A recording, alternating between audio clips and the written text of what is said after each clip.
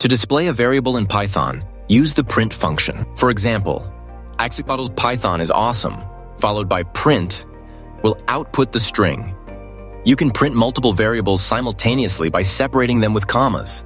For instance, GH equals Python, Y equals is, Z equals awesome, and print X, Y, Z.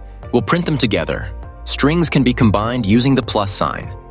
For example, X equals Python, Y equals is, Z equals awesome, and print X plus Y plus Z will concatenate them.